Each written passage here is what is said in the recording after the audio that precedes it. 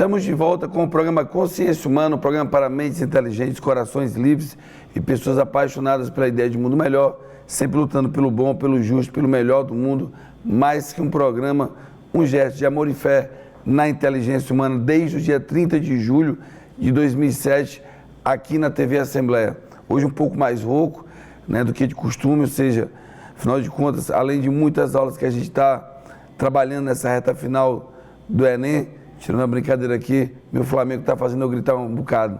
Então a gente está um pouquinho mais debilitado da voz, mas estamos firme e forte para fazer mais outro programa Consciência Humana. E o programa dessa semana ele é especial, com vistas ao próximo domingo. O que nós teremos no próximo domingo, gente? Então vamos ter a primeira prova do Enem. O Enem vai começar agora, são 2 finais de semana, né? No primeiro final de semana você tem a prova de Humanas, que engloba as disciplinas de Geografia, História Geral e do Brasil, Arte, Filosofia, Sociologia. Você tem a prova de Linguagens, né? De uma forma geral, a Gramática, a Literatura, e você tem a prova de Redação para esse final de semana. No final de semana seguinte, dia 10 de novembro, você tem a prova de Exatas e a prova de Natureza, com Física, Química e Biologia. E um lembrete muito importante, tá, gente? É obrigatório no Enem que você só faça a prova, só responda ao gabarito com a caneta preta, tá certo? Então não esqueça, só a caneta preta é aceita no Enem. Então você já vai comprando sua caneta, 2, 3 canetas para poder se prevenir de qualquer coisa, que é para poder chegar na prova legal, chegar na prova confiante e, acima de tudo, não dar margem para o azar. Nesse programa a gente vai comentar algumas possibilidades de questões dentro das disciplinas que nós vamos ter e dar algumas dicas para você que é aluno. Mas antes de qualquer coisa, eu acho que essa semana ela tem que ser uma semana de resolução de questões. Acredito que o aluno deva priorizar no dia a dia dele, todo dia, até a sexta-feira, principalmente, pegar questões dos últimos Enem, pegar as questões que os professores proporam em sala de aula e resolver as questões, né? Executá-las, até porque você tem que marcar o tempo, não é só responder a questão, mas marcar o tempo, simular a quantidade de horas que o Enem exige e marcar o tempo das questões, porque você tem ali de 2 a 3 minutos para responder uma questão. Então, às vezes, você fica 10 minutos numa questão pensando bastante, e aí uma questão que você precisaria pensar um pouco mais, você não vai ter esse tempo. Então, tem que aprender a dosar o tempo. Muita gente, quando termina a prova, tem aquele velho discurso: a prova estava até boa, mas era longa, era extensa, e eu não consegui responder tudo. Há uma lógica, né, para alguns estudiosos, algumas pessoas que trabalham com o Enem, que o Enem deste ano de 2019, por ser o Enem que tem um outro governo, tem uma outra postura com relação à prova, que possivelmente tenhamos prova com textos menores, ou seja, com textos que não vão exigir, né, uma grande leitura, uma grande interpretação. Mas isso é uma aposta, uma possibilidade. Não significa que vai acontecer isso. Alguns acreditam apenas que esses textos serão menores e que as perguntas serão um pouco mais diretas. Não sei se isso se aplicaria à prova de linguagem, principalmente interpretação de texto, porque eu preciso do texto para interpretar. Mas é bom a gente se preparar para as possibilidades. E aí vai, né, como responder essas questões. Quero começar nesse primeiro bloco a falar de algumas disciplinas como filosofia, sociologia, que dentro dos últimos anos, de 45 questões de humanas, filosofia, sociologia e arte tem chegado aí a 15, 18 questões da prova, ou seja, praticamente 1/3 da prova de ciências humanas é de filosofia, sociologia e arte. A filosofia um pouco mais conteudista nos últimos anos e a sociologia um pouco mais interpretativa, um pouco mais para analisar os contextos que a sociedade oferece. A arte sempre é uma questão mais técnica, envolvendo de fato o estudo da arte em si, não uma questão interpretativa com relação à arte, mas uma questão do que significa de fato. Por exemplo, uma catedral de Notre Dame, nós tivemos aí esse ano, né, um acidente com a catedral, então de repente, até por conta do acidente, você tem, né, toda a estrutura da catedral para que você possa analisar. e aí ela tem uma série de vertentes, uma série de detalhes que são técnicos, né? Que vai desde os seus vitrais, ou seja, da forma como a luz entra na igreja até a composição dela. E que não é tão simples assim, não é tão fácil. Muita gente acha que arte é fácil. Pergunte ao seu professor, dê valor ao seu professor de arte, porque ele tem muito a lhe ensinar. Então, observa bem as questões de arte. Por que eu digo assim, gente? Porque num certame como o Enem de alta competitividade, é natural que os alunos estudem muita matemática, muita física, muita química, muita biologia, e que eles respondam muitas questões. E alguns alunos, eles menosprezam questões de arte, questões de filosofia, questões de sociologia. Ora, se eu estou num vestibular de alta competitividade, o que vai acontecer? Vai acontecer que o ótimo aluno, ele dá valor a tudo. E o bom aluno, ele dá valor àquilo que ele acha que é importante. Qual é a diferença entre o bom e o ótimo? É que o bom, ele se dedicou muito para aquilo que ele achou importante. A matemática é mais importante, a física é mais importante, a biologia é mais importante, a química é mais importante. Então ele está, às vezes, no mesmo patamar dos ótimos alunos, no que se refere à importância que ele deu para aquela disciplina. Faz uma pontuação parecida. Mas o ótimo aluno, ele deu valor para a arte. O ótimo aluno deu valor para a música, o ótimo aluno deu valor para um filme, o ótimo aluno deu valor para uma dica de filosofia, uma dica de sociologia, uma dica de história, coisa que o bom aluno não deu porque achava que não tinha valor, que não era importante. Moral da história, a diferença vai se dar justamente naquilo que o ótimo aluno deu como muito importante e naquilo que o bom aluno achou que não tinha importância nenhuma. Aí você tem aquilo que no futebol nós falaríamos que seriam os critérios de desempate, ou seja, aquilo que faz um time estar à frente do outro pelos valores qualitativos. Então isso é muito importante. Essa primeira prova, esse primeiro dia, ele é essencial.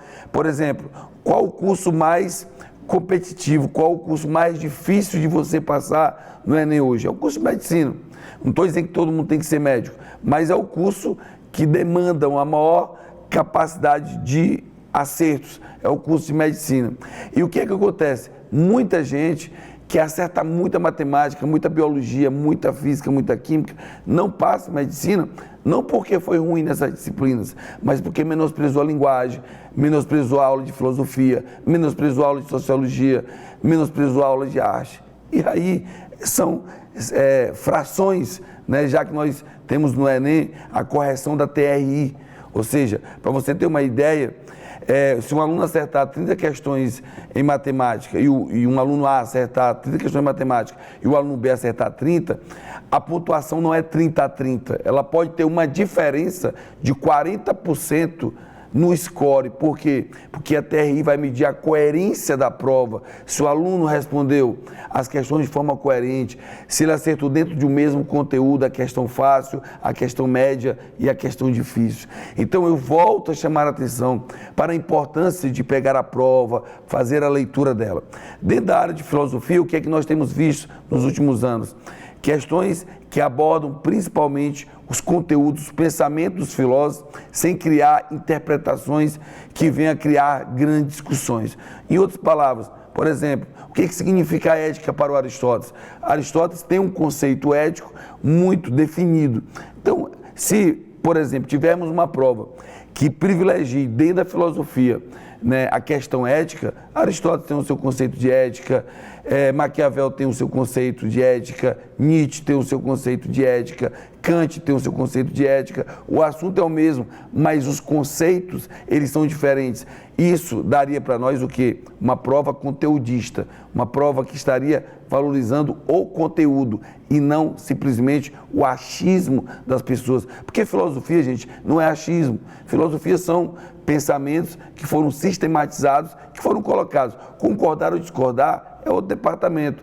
Aprender o que o filósofo pensou e de que forma ele coloca as coisas é muito importante. Por exemplo, se você pega um existencialismo de Jean-Paul Sartre, Jean-Paul Sartre afirma categoricamente no existencialismo que não existe essência.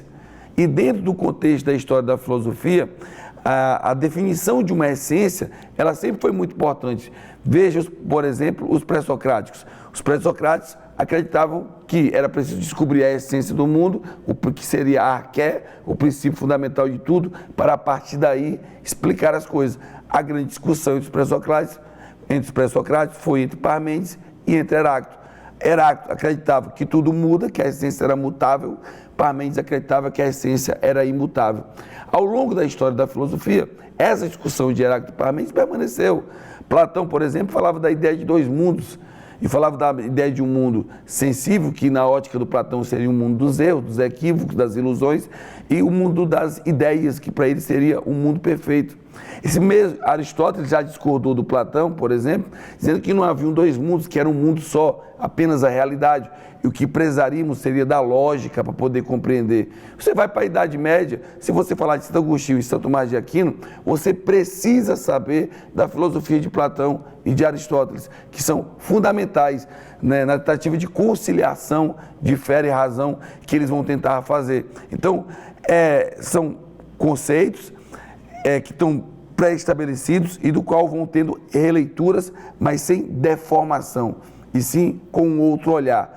Você vai pegar um Descartes da vida que diz, penso, logo existo, e, muito parecido com Platão, vai colocar o mundo das ideias, vamos dizer assim, no patamar privilegiado, condenando a sensibilidade humana como forma de racionalmente dizer o que é verdadeiro, o que pode ser considerado correto. Então, dentro da filosofia você vai ter essas discussões. Lá, quando eu falei do Jean-Paul Sartre, o Jean-Paul Sartre considera essa questão da essência. Por quê? Porque para ele nós fomos lançados ao mundo, nós viemos do nada.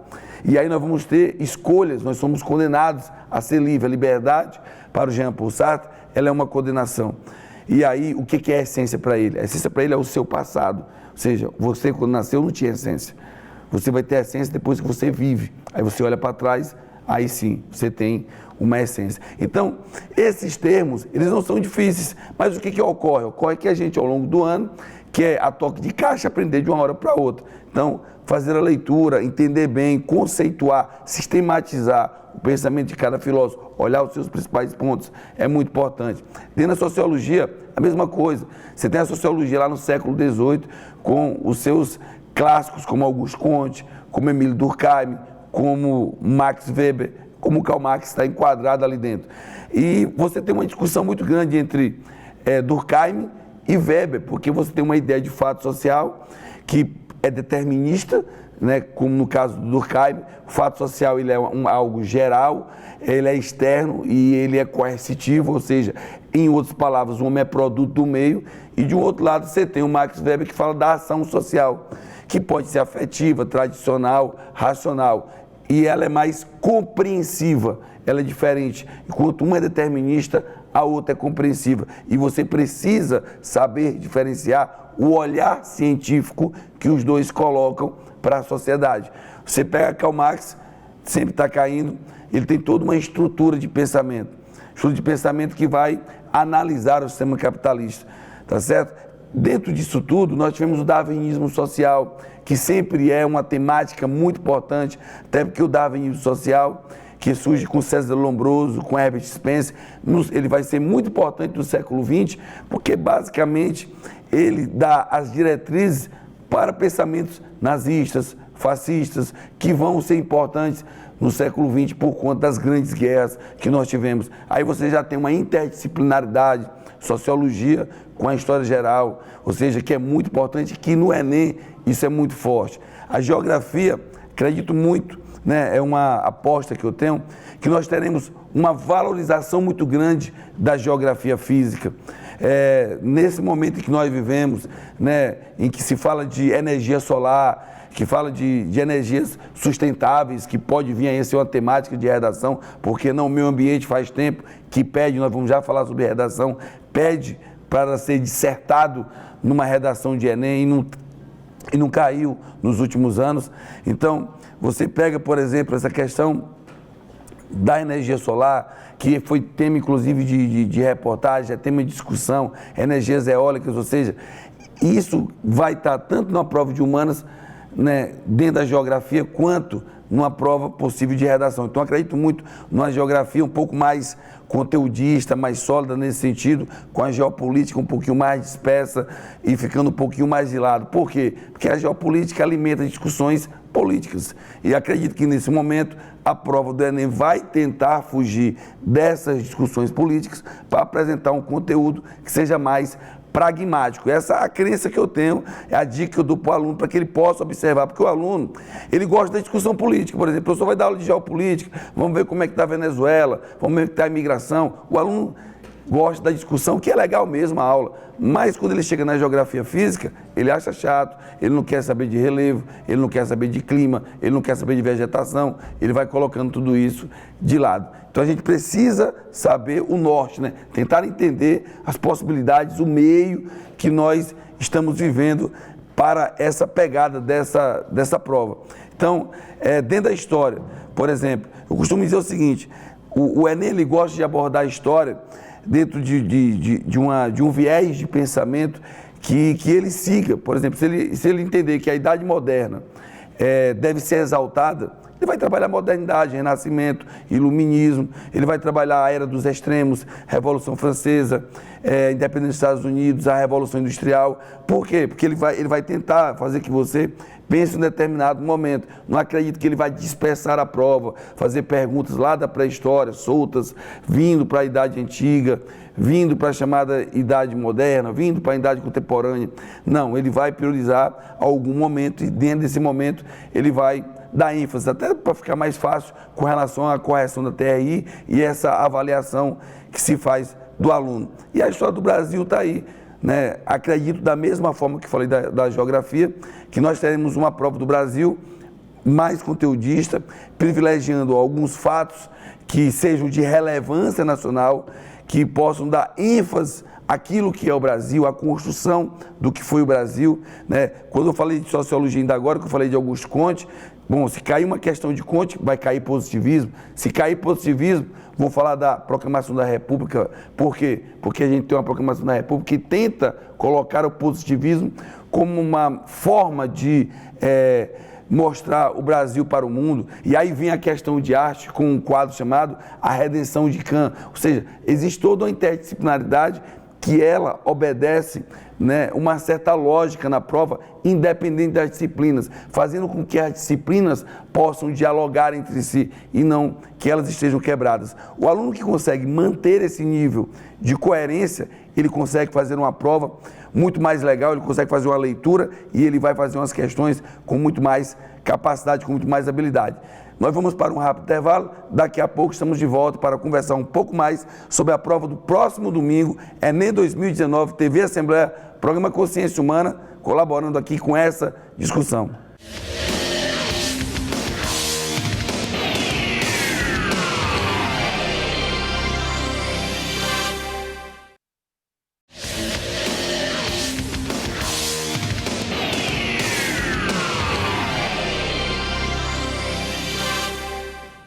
Estamos de volta com o programa Consciência Humana, segundo bloco do programa. Temos falado nesse programa sobre a prova do próximo dia 3 de novembro. Dia 3 de novembro, primeiro dia de prova do Enem, prova de Ciências Humanas, prova de Linguagens, prova de Redação, né? 5 horas e meia de prova, um rojão pesado. Costumo dizer sempre que o Enem, ele é uma prova que ele mede não só a parte intelectual, que é a parte que o aluno estuda, mas ele vai medir a parte física, que é você suportar, né, com uma alta pressão psicológica, o seu físico está ali preparado para que você possa passar 5 horas e meia fazendo uma prova, raciocinando, pensando, construindo o texto, interpretando o texto, e não é tão simples, isso não é fácil. Então precisa do físico, e quando eu falo do físico, eu estou falando de quê? Do aluno que consegue dormir bem, do aluno que consegue ter o seu horário certo de estudo, do aluno que nessas últimas semanas ele vem recuperando todo o esforço que ele fez no começo do ano, de dormir pouco, de estudar, né, em horas impróprias, de estudar toda hora, de tentar aprender tudo. Então agora é uma hora de ter, né, um planejamento de estudo que recupere o seu físico. Isso passa o sono, a boa alimentação, a hidratação, né? A capacidade de não se envolver nessa véspera de Enem com grandes festas, com grandes acontecimentos que possam comprometer a sua fisiologia. Então é muito importante que você esteja atento a isso. Ora, isso, além do intelecto e além do físico, eu tenho também a questão psicológica, o meu mental. A família do aluno, o aluno tem que procurar manter uma certa paz de espírito nesse momento de prova. Afinal de contas, você vai para uma prova muito complexa que pode definir ali uma escolha de futuro, uma escolha de mundo, uma perspectiva que você vai ter.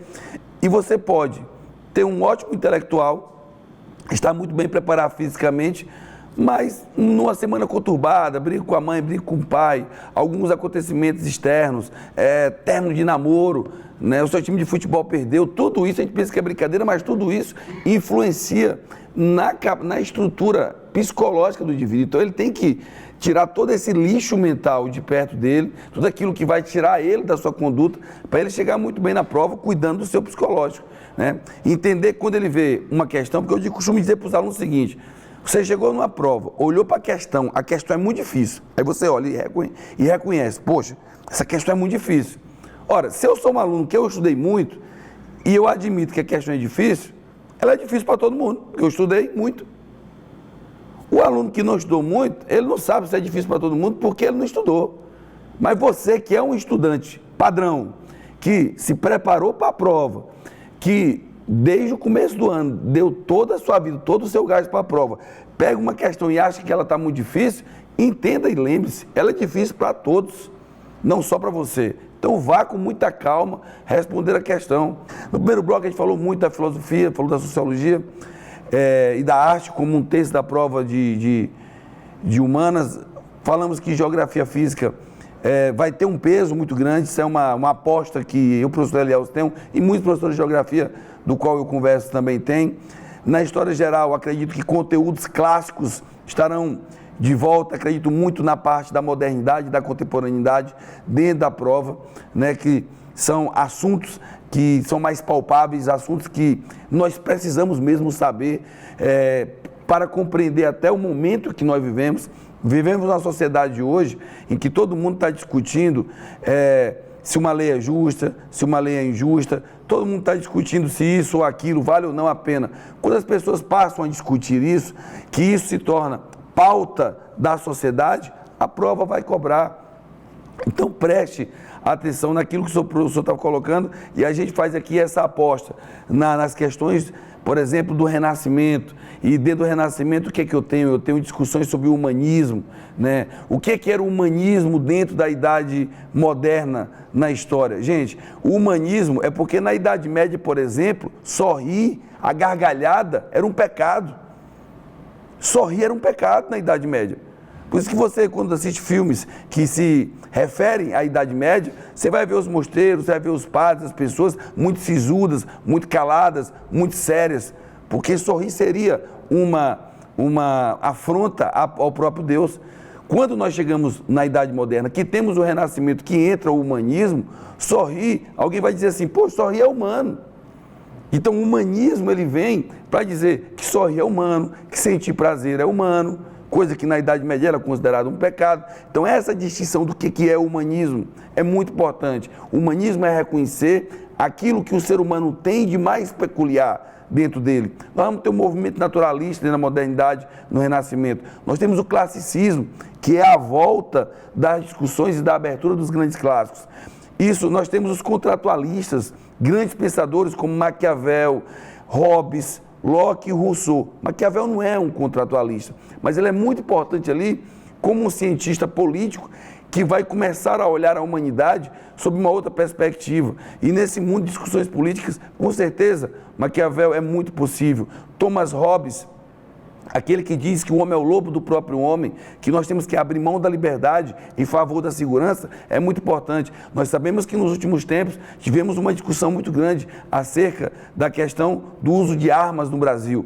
Ora, a prova não precisa cobrar se você é a favor ou contra o porte de armas, mas ela pode, dentro dessa lógica, vamos colocar aqui uma questão do Thomas Hobbes. Por que não vamos colocar a questão do Thomas Hobbes? Porque o Thomas Hobbes, que defendeu o Estado absolutista lá atrás, que era o Estado garante ao indivíduo a segurança, por isso o indivíduo abre mão da sua liberdade. Mas o indivíduo só abriria mão da liberdade diante de um contrato social onde o Estado garantiria a segurança. Se eu estou numa sociedade que de repente o Estado não garante mais a segurança, esse indivíduo vai querer de volta o quê? A sua liberdade, para que ele possa se defender daquilo que o Estado já não mais garante a ele. Então isso é uma discussão filosófica. Não é obrigado a colocar se você é contra o porte de armas, mas ele pode te levar para uma discussão onde ele pode apontar que o Estado está falhando, né, a ineficácia estatal, e que por isso as pessoas estavam agora num movimento de querer a liberdade para se proteger, já que o Estado não está garantindo isso. Então, às vezes, algumas agendas públicas, elas são discutidas de forma indireta, ela não precisa ser perguntada diretamente, porque ao longo do tempo, tudo isso já foi discutido. Ah, eu sou livre, mas se eu sou livre, eu estou exposto a qualquer coisa que pode me acontecer. Ah, eu sou seguro, não sou livre, não posso ir para qualquer lugar, mas estou protegido. Então, são essas questões que, às vezes, quem faz a prova, ele lembra da situação discutida socialmente e traz essa discussão para um fator histórico, para um fator filosófico, para um fator sociológico. Por exemplo, gravidez na adolescência é uma aposta de redação, poderia ser um tema de redação. Mas aí, de repente, não vai ser o tema da redação, mas é um tema importante. Gravidez na adolescência. Traz para uma discussão sociológica, coloca lá o fato social para ser analisado. O que é o fato social para Emílio Durkheim? É aquilo que acontece externo a um indivíduo, ou seja, uma adolescente vê outra adolescente grávida. Ela viu uma, é externo a ela. Só que ela viu várias, é geral. E aí, o que acontece? Ela passa a não se preocupar com ela se ela vai ficar grávida ou não. Ou seja, ela quase que age coercitivamente, de forma obrigada, a facilitar a própria gravidez. E caso fique grávida, não vê nenhum problema nisso. Por quê? Porque todo mundo está engravidando. Então, isso é um fato social. Se não for cobrado como redação, eles cobram um fato social para você aprender a analisar essas problemáticas na sociedade. Então, isso é interdisciplinaridade. Eu tenho um problema. Não vou abordá-lo, porque não dá para colocar tudo, mas eu coloco bem que para fazer uma análise social. Por exemplo, um grande problema que nós temos, torcidas organizadas no Brasil, depois principalmente da Copa do Mundo, que nós saímos dos estádios para as arenas que deixam o torcedor muito mais próximo do jogador, tirando aquele fosso, e aí coloca-se, somos capazes de ter arenas onde o torcedor poderia penetrar no campo, e não tem mais aquele fosso que separava o jogador da torcida. Isso exige o quê? Uma mudança de postura, de conduta de quem vai torcer. É um comportamento completamente diferente daquilo que nós tínhamos. O futebol é uma paixão nacional no Brasil. Ah, mas ele não vai cobrar futebol. Tudo bem, não vai cobrar futebol. Mas ele pode entender o seguinte: será que as pessoas sabem analisar o futebol pela ótica sociológica? Aí ele pega uma questão de Max Weber, e ele vai falar sobre ação social para Weber, que é uma sociologia compreensiva, e aí dentro disso ele pede para analisar ação social afetiva. Ou seja, o indivíduo que ele, na vida dele, ele é um cara educado, ele é um cara que vai trabalhar, ele é professor, ele é advogado, ele é médico, ele é um cara que fala manso, que fala devagar, mas que dentro do estádio, na hora que está torcendo para o seu time, ele começa a gritar, ele xinga e ele pode fazer coisas que ele não faria de uma forma natural. É uma ação social afetiva, ele está motivado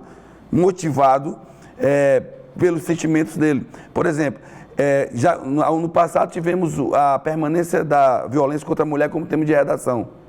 Vai repetir o tema? Não. A violência permanece? Permanece. Eles entendem que tem que abordar novamente esse tema? Beleza. Então eles vão discutir crime passional.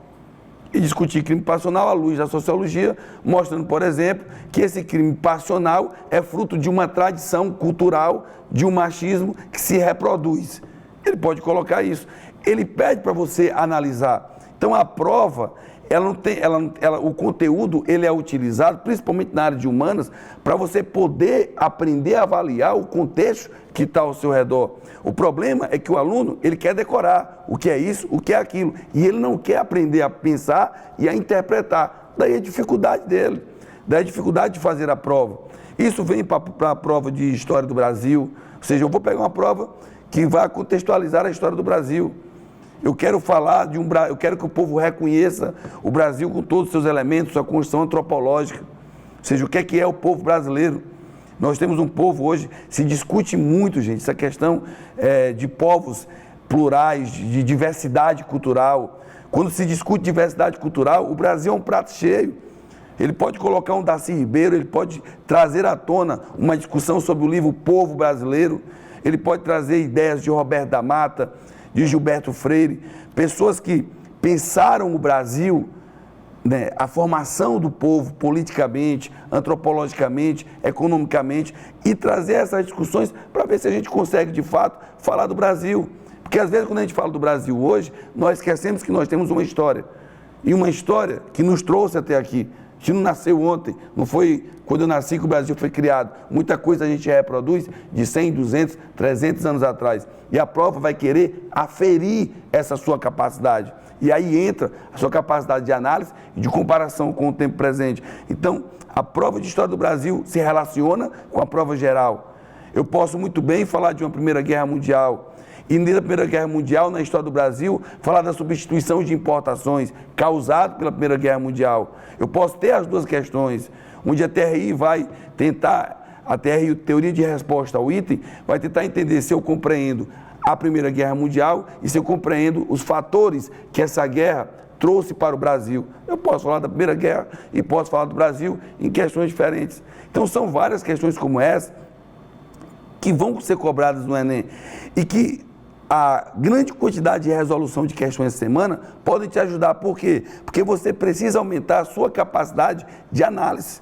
Você precisa aumentar a sua capacidade de perceber as coisas com mais facilidade. Então, o programa Consciência Humana vai aqui trabalhando essa semana, né, para essa prova do dia 3 de novembro, a prova de Ciências Humanas, Linguagens e Redação, desejando a todos que possam fazer uma ótima prova, que possam fazer um ótimo Enem, mas que compreendam que cada um tem o seu momento. Não existe vaga para todo mundo, mas existe a perseverança de muitas pessoas. É lógico que aqui eu poderia falar assim, que todo mundo passa. Todo mundo vai passar? Vai não. Nós temos quase 4, 5 milhões de pessoas fazendo vestibular e algumas mil vagas aí que são abertas pelas universidades. Então, é muita gente e vagas numa quantidade muito menor. Mas a cada Enem você vai se aprimorando, porque quem estuda, gente, olha, eu não conheço da minha vida quem se arrependeu de ter estudado. Fulano de tal ali se arrependeu porque passou a vida estudando. Não conheci. Agora, a quantidade de gente que eu conheço que se arrepende porque não estudou é grande. Muito grande mesmo. É quase que uma epidemia social. Então, quem não estuda, de fato, tem muito mais dificuldade. Claro que tem algumas pessoas que não estudam academicamente, né? E aí nós temos que valorizar, mas valorizam a aprender uma função, aprender um ofício, a ter a sua profissão e a procurar um caminho que seja diferenciado. Nem todo mundo tem que ir para a universidade. Tem gente que vai para um curso técnico, que aprende a executar uma função, que ganha seu dinheiro e que não deixa de ler, que não deixa de assistir um bom filme, que não deixa de escutar uma boa música, né? Isso não tem nada a ver uma coisa com a outra. Nós estamos falando aqui de vestibular, de entrar na academia, de ter funções teóricas para exercer, mas existem outros caminhos para a vida. Nem tudo é a universidade. O importante é você ter um foco, é você ter uma perspectiva daquilo que você quer fazer na sua vida e manter uma certa tranquilidade, para que a gente não possa ficar aí construindo frustrações, construindo sentimentos negativos de que eu sou fracassado, isso ou aquilo. Não tem nada a ver. Se você deu tudo de si, então você fez sua parte, com certeza você vai colher. Eu tinha uma amiga, só para citar, para encerrar esse bloco, que o sonho dela era ser médica. E ela lutou e não conseguiu. E aí ela se tornou uma pessoa importantíssima dentro do sistema de banco que existe no Brasil. Hoje ela é uma funcionária do banco muito bem sucedida. Eu brinco até com ela, e aí, quer ser médica? Ela de jeito nenhum. Mas na época, para ela não ter passado para medicina, era o fim do mundo. Hoje, para ela, ser bancária bem-sucedida foi a melhor coisa, mudou a vida dela, mudou a vida da família dela. Ou seja, o fato concreto, quando ela estudou muito para medicina e não conseguiu, o estudo dela deu a ela outra coisa para colher. Colher vai ter sempre. Quem estuda, colhe, quem planta, colhe. Tá certo? Nós vamos para um rápido intervalo e daqui a pouco nós estamos de volta para o último bloco do programa Consciência Humana. Salve, salve, rapaziadinha, satisfação MC Estudante na voz, pega a visão, na moral, meu irmão, pega a visão, que o estudante vai mandando a improvisação, o seu pensamento ir além, pra tu que tá se preparando para o Enem. Hoje eu prestei atenção e guardei na minha memória, teve aula do Matheus Fiug de História, olha só, a rima improvisada, de Brasil Colônia até Getúlio Vargas, então, tu pega a fita de 1500 a 1530, eu te explico no instrumental, esse aí foi o período pré-colonial, porque aqui não tinha ouro nem diamante, não quiseram ficar aqui naquele instante, e essa história eu não sei se você viu, o que eles tinham interesse era o pau-brasil, ataques no litoral com frequência, o comércio nas Índias em decadência, aí os portugueses vieram pra cá, porque chegou a hora de colonizar, mas o início foi deprimente, prosperou somente Pernambuco e São Vicente, olha só que coisa hilária, 2 de 12 capitanias hereditárias, me desculpa, é o seguinte, na verdade não era 12, era 15, de vez em quando eu erro, sou humano, também pode, mas na verdade eram 12 donos de lotes de terra, que antigamente gerava muita guerra, quando deu errado, não ficou legal, aí criaram um governo geral, se tu não sabe eu vou te dizer, com o objetivo de centralizar o poder, escuta a história, não fica foito, o primeiro em 1548, se tu não sabe então me ouça, o nome foi Tomé de Souza, pega a fita, amigo agita, ele que trouxe os primeiros jesuítas, se você não sabe a história eu posso te explicar, vieram com o objetivo de catequizar o índio que tinha aqui, essa história meu amigo eu li, estudei e não esqueci, por isso que eu voltei pra poder mandar o free, mas na moral, tava saqueando várias vezes, e Mendes Sá veio expulsar os franceses, esse cara aí era maneiro, Estácio de Sá, seu sobrinho que fundou o Rio de Janeiro, papo, 021, fazer o hip hop pra mim já é comum, mas ó, o que aconteceu? Do nada, Dom Sebastião morreu, aí começou a falta de ética e teve até a União Ibérica, se tu não sabe, então tá legal, a união de Espanha com Portugal, eu tô te contando enquanto tô rimando, isso aí rolou durante 60 anos, na moral, conhecimento a gente ostenta, o professor escuta e não aguenta, chega de colônia, que eu já tô cansado, acho que é melhor eu ir pro primeiro reinado, eu me lembro, proclamar a independência em 7 de setembro, escuta esse rap, decora depois, 7 de setembro de 1822,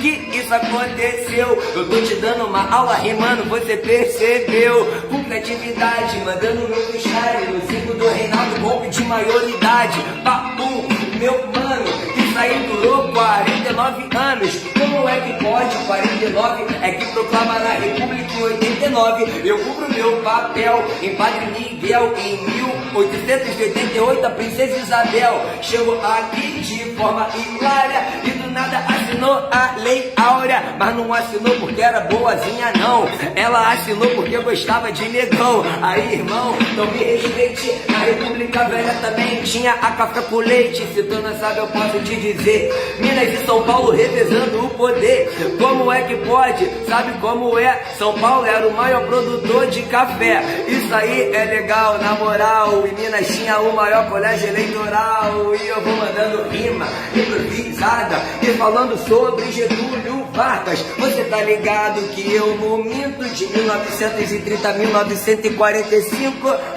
considerado o pai do povo, sendo que em 37 fez Estado Novo, ele tá na pista, não é vigarista, ficou com medo da intentona comunista, ia ter outra eleição, ele não queria ser discriminado não, queria ficar no poder, aí ele pensou o que que eu posso fazer, o que que eu posso fazer é rimar pra te incentivar, a passa no Enem que sua hora vai chegar.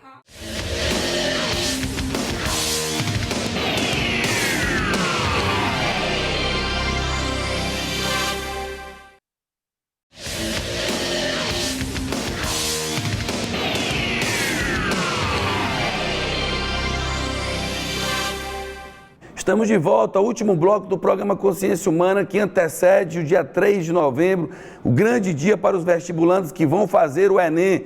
Que Deus possa abençoar a todos que lutaram, que se dedicaram nesse ano de 2019, que possam de fato ter êxito, mas que possam ter a calma de ter a certeza de que em algum momento você vai colher a tua vitória e o teu sonho.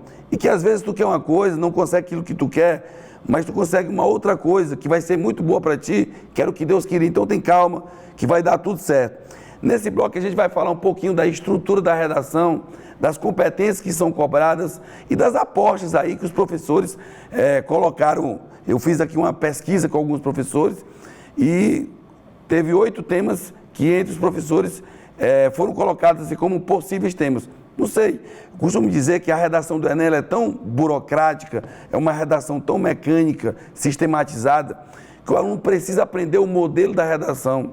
Claro que ele tem que ter argumentos, claro que ele tem que ter ideias, claro que ele tem que ter o seu capital cultural para que ele possa usar, né? Mas o capital cultural, ter lido um livro a mais, um filme a mais, ter visto um filme a mais, escutado uma música, compreender certas coisas, é como aquele jogador que dá um drible diferenciado.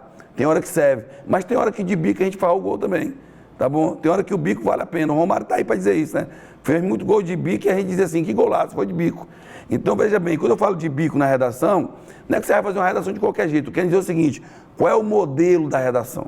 A redação do Enem, ela tem um modelo, tem 5 competências que ela exige que você as coloque, elas têm que estar visualizar. Tem um professor amigo meu, o Eric, que ele diz assim, facilite a vida do corretor.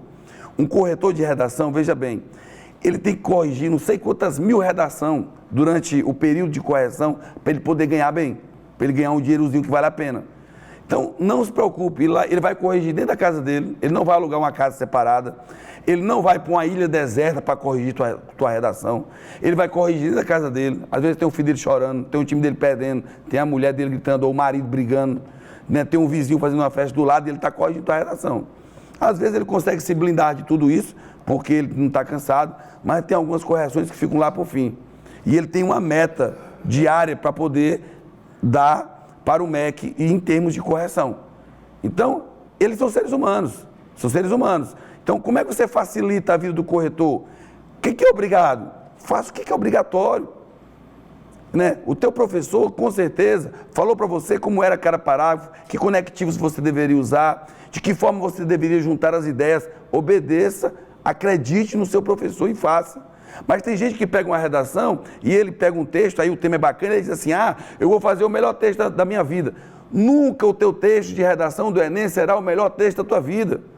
Porque como é que um texto que tu faz em 5 horas e meia, juntando todas as provas, tu tira aí 1 hora e meia para redação, não sei como é que você vai fazer, entendeu? Porque se tu fizer a tua redação perfeita em 5 horas, aí sobrar 30 minutos para fazer ciências humanas, linguagem, tu não vai fazer nada. Vai fazer só a redação e não vai passar para nada. Então, o que você tem que fazer? O que é suficiente, fazer naquele momento da melhor forma possível. Onde é que a preparação para a redação vai te ajudar? Os professores te prepararam a ter um tempo de redação, a ter um modelo de redação e a cumprir esse modelo. Então, não inventa. Faz o feijão com arroz, toca de lado, entendeu? Dá o passe, recebe de volta e conduz a bola e entra com bola e tudo dentro do gol. Não chuta de longe, não. Não te arrisca. Essa é uma dica essencial para quem vai pegar a sua redação. Uma outra coisa muito importante, lá vai ter, né, os textos motivadores. Os textos são motivadores, mas você não vai fazer cópia dos textos, tá bom? Tem gente que pega os textos motivadores, acha legal, aí vai fazer a redação e tenta enganar o corretor fazendo a cópia do texto. Pô, o corretor não é burro, o corretor é professor. Ele vai perceber que está enchendo linguiça, como diz no popular. E aí vai cortar a tua redação, vai cortar as tuas competências. Agora, qual é um ponto importante? É ter vocabulário. Tem que ter vocabulário para pegar o comando da redação, para saber trabalhar tudo que o comando da redação está te dizendo. O ano passado, o tema, né, que foi o controle de dados pela internet, muita gente escreveu sobre fake news. Não tinha nada a ver uma coisa com a outra. Né? O controle de dados pela internet era uma coisa, fake news é uma coisa completamente diferente. Né? Está dentro do contexto, mas o comando, ele estava dizendo, trabalhar o controle de dados, né, das pessoas pela internet, controle de dados pelas pessoas na internet, os algoritmos. Pessoal, tangenciou o tema. Muita gente boa, que tem muita leitura, que lê muito livro, que tem uma capacidade enorme de analisar o mundo, mas naquele momento da prova tangenciou, fugiu da temática, tirou uma nota baixa.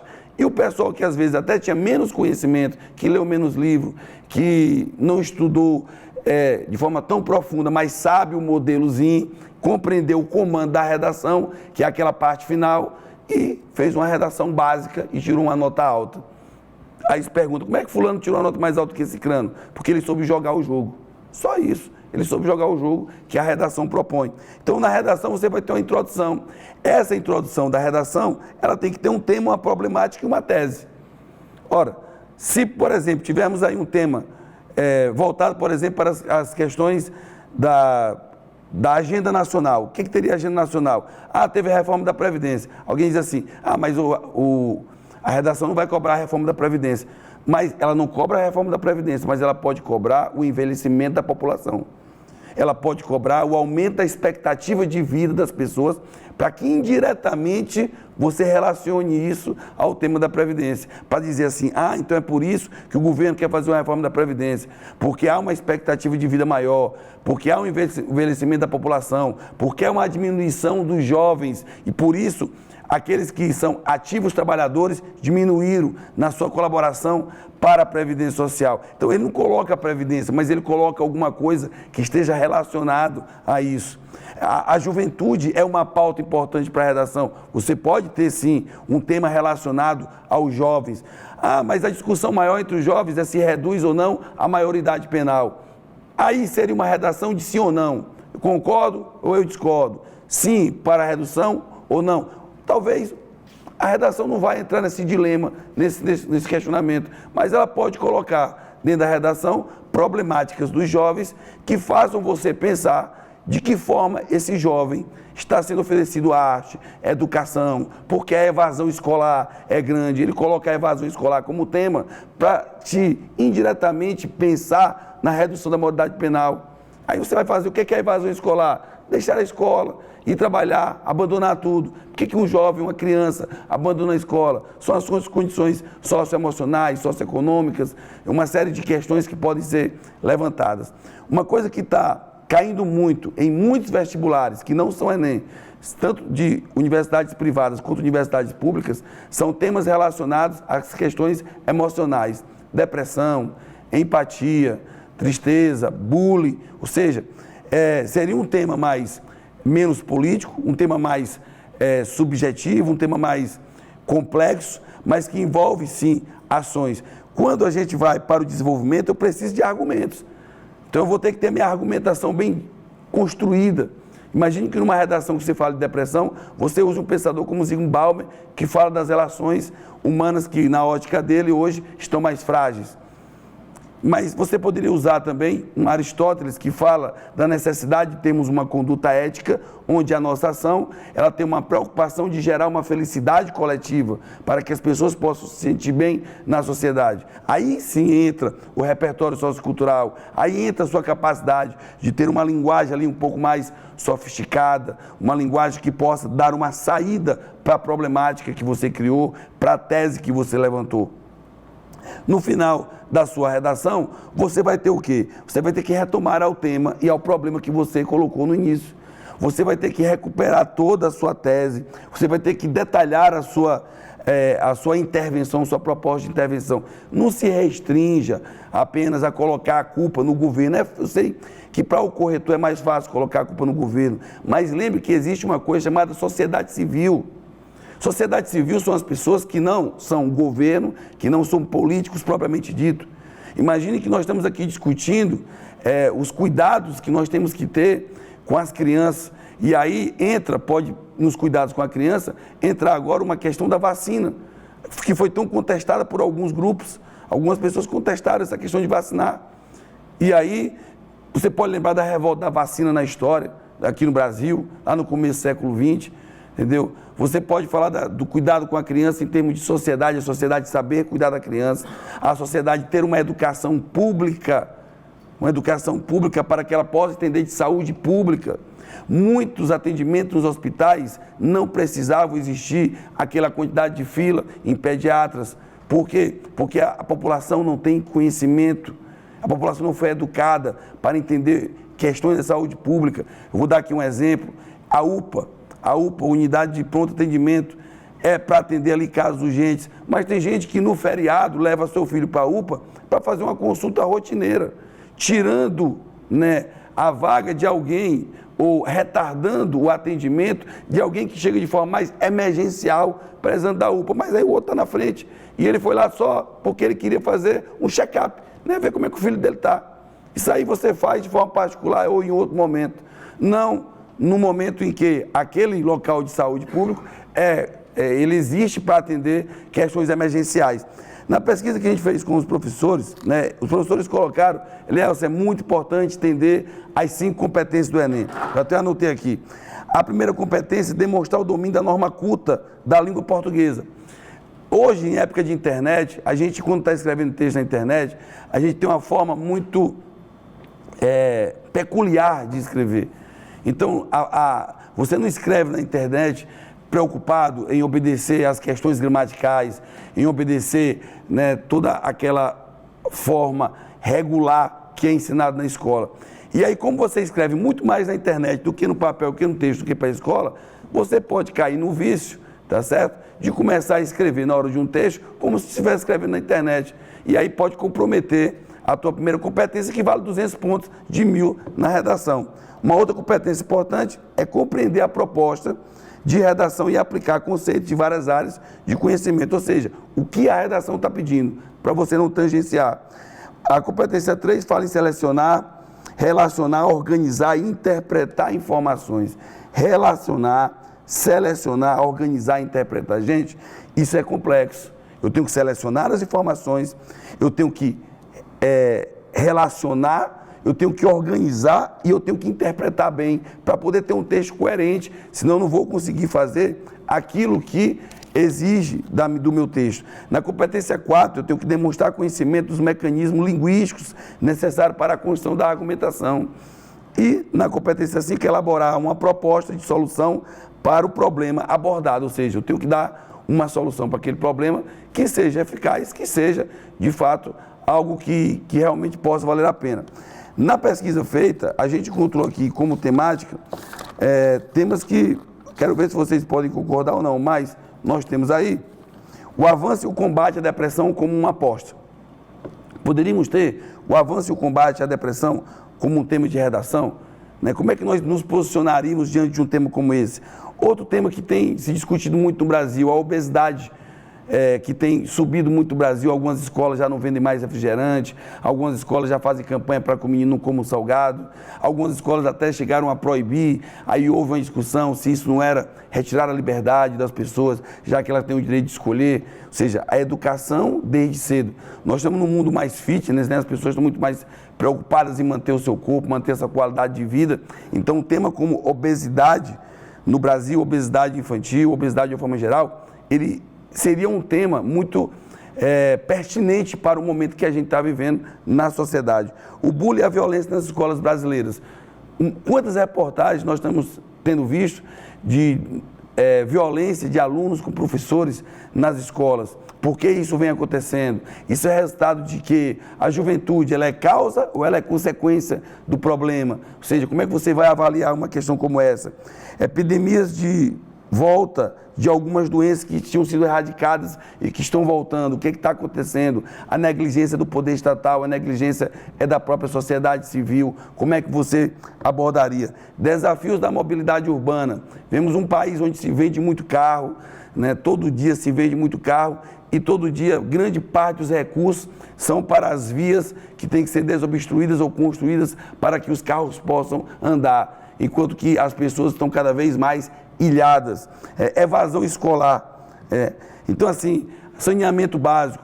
Gente, não importa, o pessoal fica dizendo assim, eu acertei o tema. Quando eu vejo alguém dizendo assim, eu acertei o tema e meus alunos vão fazer uma ótima redação, é porque os alunos dele só fariam aquela redação que ele acertou. Ele não ensinou a fazer redação, ele ensinou a discutir um tema. O aluno que se preparou bem para esse momento, ele faz qualquer tema de redação, desde que ele saiba construir um modelo de redação bem feito, que o Enem exige. O Enem é sistemático, ele tem 5 competências, ele tem um formato do qual ele quer, ele segue um passo a passo, tá certo? E ele não te deixa uma argumentação dissertativa. Você vai argumentar e vai dissertar. E no fim vai propor. Então não tem segredo.